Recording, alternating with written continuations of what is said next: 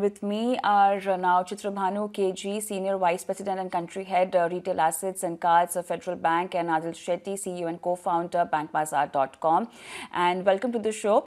Adhil, first question to you. Obviously, this is going to be of high concern for home buyers, considering the kind of tenure or the EMI, the kind of choice they'll have to make.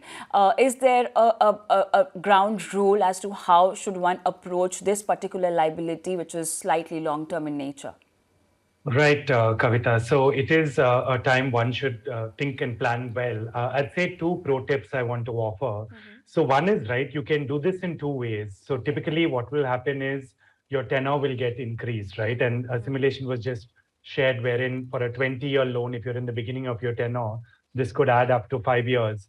The other option is, you pay 15% more EMI. So the first pro tip is if you can afford the higher EMI, talk to the bank and pay the higher EMI because the interest outflow is much lower by several factors. In your example, I think by a factor of 4 or 5, right? The interest outflow is lower if you increase the EMI versus increasing the tenor. I think this is one pro tip I want to offer.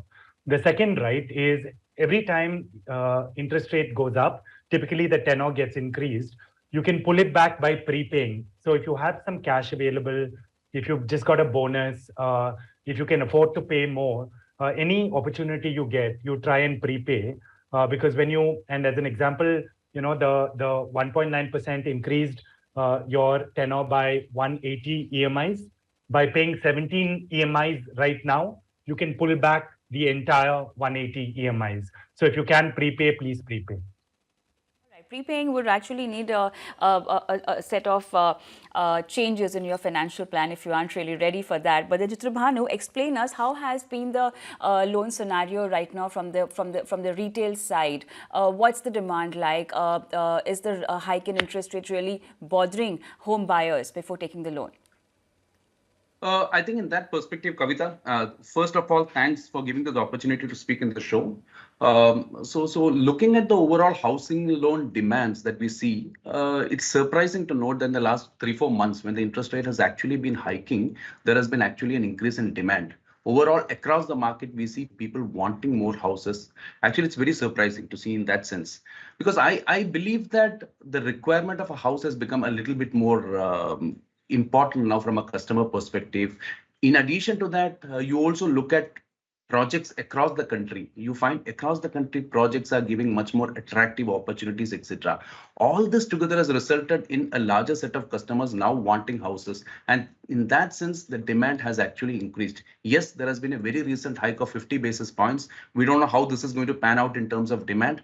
But overall, in the last 3-4 months, the increase in interest rates by itself has not created a much dent on the demands across banks. I see across banks, everybody has been showing a good growth in the housing loan portfolio, which I see is because of the overall pent-up demand across locations. I see it in Bangalore, I see it in Mumbai, I see it in Delhi, and across locations throughout the country.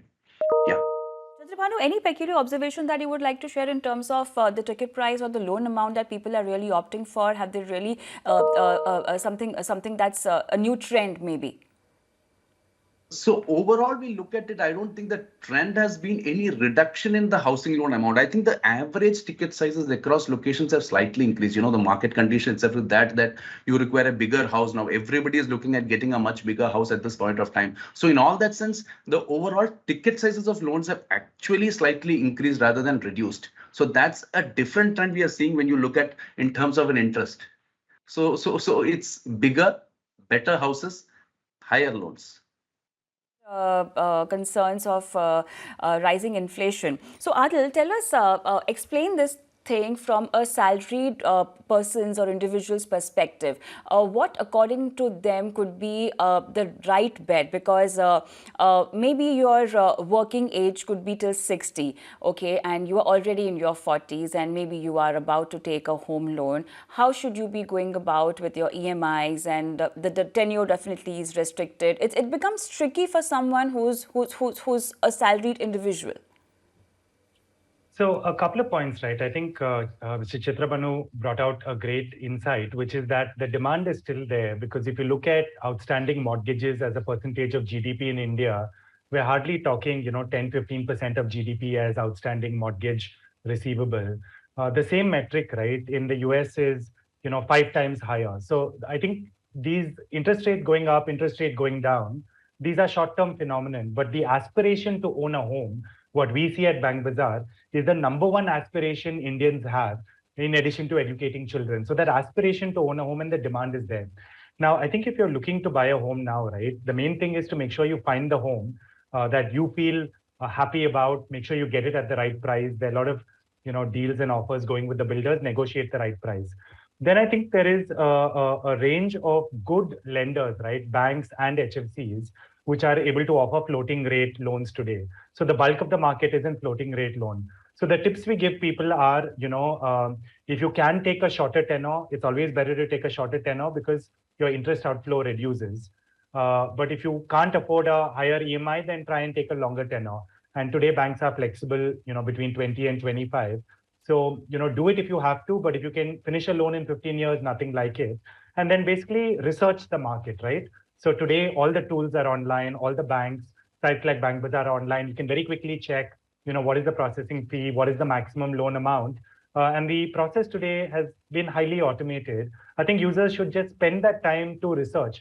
How much time you spend to research your laptop, you should spend definitely more time to research which home loan to take. All right. And when you are doing this research, Chitrabhanu, tell us something about inquiring about your credit score. Could that be of help to maybe get a slight discount or a cutoff in your interest rates? Practically every bank offers that opportunity in two sides. One is if you have a much better, higher CIBIL score, automatically you get an opportunity to get a much higher, much better pricing because you can demand pricing across banks. So that's one positive indication. So there are rather other things also. It's not just CIBIL score, not limited to CIBIL score. CIBIL score is just one important parameter which banks look at. Along with that, we also look at various other things like the quality of the house which he's purchasing, his income capability, what is the profile of the customer, whether he's a salaried, self-employed profile. A lot of other things go into deciding on what should be the interest rate. But yes, CIBIL score is a very important parameter for us. So how does the calculation work, Chitrabhanu? If you could just explain us that, the credit score. You mean credit score in terms of, are you talking of in terms of fixing the interest rate or right. how a credit score is right. calculated? Fixing the interest rate, right. Yeah, so what generally happens is that you have a card rate which banks have got. So Sure. if you have a better CIBIL score, maybe around 780, then you automatically give a 10-15 basis points discount to those customers. So that's generally, we have got a grid which we work on. So automatically you have a much lower credit risk and then you get a better pricing anyway automatically. So that's the way generally it's done across banks. Adhil, what about shifting your loan to the other bank if at all, I mean, you get an opportunity? Should this be one of the criteria or should one actually look out for the existing borrowers I'm talking about? See, for the existing borrowers, I think you always need to be aware of where the market is at. I think a great point was just brought up by yourself and Mr. Chitrabhanu that if your credit score is good, right, if you're somehow who's above 780, 800, there are a lot of good deals around. Also, if there's a woman co-borrower, co-owner of the property, there's again a 5-10 basis points discount. So what we typically say is, the best way to do it is to actually calculate saying, if I refinance my loan, will I save money in terms of my total outflow over the tenor of the loan? But we also offer some rule of thumb, right? So we say that, if you're early in your loan, if more than 50% of your loan is left, and you can get a 0.25%, 0.5% saving, you should consider that saving to shift, right? But be aware that there's a cost attached to shifting. So one is obviously the processing fee, sometimes that gets waived. There's also a mortgage hypothecation charge, right? Of a few tens of thousands in order to register that transfer. So if you can save by refinancing, and the rule of thumb is 0.25, 0.5% saving, you should do the calculation and consider it. Now, considering the interest rate scenario, which is likely to go up and in fact get more deepened, Chitrabhanu, is it the right time to go for a home loan or should one just wait? How should one go about it for people who are planning to buy a house this festive season specifically? It all depends upon your requirements at some point. I think interest rate should not be the only factor you look at when you're deciding to purchase a house. Yes, There might be some customers who buy it for investment purposes where they feel they can keep, I mean, in such a case, they can always delay it and keep it for maybe a 6 months later to just see how the market is going to pan out. But for customers who really require to own a house, I think there are opportunities available. The point I think the other speaker mentioned about regarding opportunities in terms of builders, a lot of builders are now offering a lot of discounts, etc. So some of these discounts by itself will provide you a better opportunity to get a lower cost. So I think you should not just limit yourself to interest rates alone, because just one of the interesting points I was looking at was maybe in 2018-19 you had a similar interest rate going. And you had customers who had been buying at that point of time also. Suddenly the interest rates came down over the last 5 or 6 years, and now it's again going up. So this is going to be a cycle which will get repeated. And for a product like a 20-25 years product like a housing loan, I don't think interest rate should be the only parameter you look at. Your need to have a better house, do you get a good deal, etc. A lot of these things should be looked at before you decide on whether you need to take a housing loan or not. Now, Adil, could you also explain us, like, women's special rates that you just spoke about earlier? Could you just elaborate on that and help us know how does it work about? I mean, is it always good to? I mean, can one actually go for a house on the name of their spouse, or how? What is the entire procedure, and what kind of benefit in terms of interest rate also you get? Right. So there are two interesting tools by which you can get a lower interest rate. I think one we covered in detail, which is that you have a good credit score, right? 750, 780, 800. The other is, right, a number of the large home loan lenders, both on the bank and the HFC side, and the government of India has a initiative to encourage home ownership amongst women. So if you have a woman co-borrower, right, who is a co-owner of the property, a number of banks out there will give you a women's discount, provided you're a co-borrower and co-owner. That discount ranges between 0.05% to 0.1%. But when you talk about a 20-year loan, right, it ends up being a nice benefit to have. So, I think it's a good thing, right? If you're a couple, rather than one person, traditionally how it's done, right, owning the house, it's always nice to have both the husband and the wife as co-owners of the property. And that also gives you benefit, not only in terms of the home loan, women's concession of 0.05, 0.1%, but also, if both people are salaried, it gives you a tax benefit also, because both of you can claim that in terms of your deduction on principal and interest in your individual salary tax filings.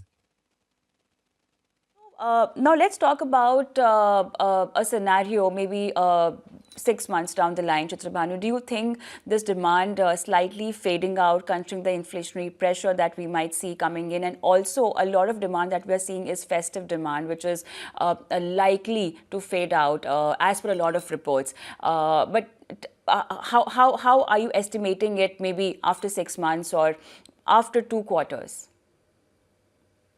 Naturally a guess for anybody. So what is going to happen 6 months down the line? Whether the rates are going to come down. I don't expect the rates to come down anyway, but how is the demand going to pep up, etc. But just looking at the market, looking at the way the builders have gone across, so I still see a pent-up demand which is continuing. A lot of good builders have started developing new projects, etc. across locations. So I don't think there is going to be a huge reduction, but I'm sure there is going to be a little bit of checks and controls. People are just going to watch and wait and watch. But in spite of that, I don't think it's going to... Do you think it's pent-up demand because the existing units apparently are sold off? So there is a new wave of demand that also coming up from people, from the consumers.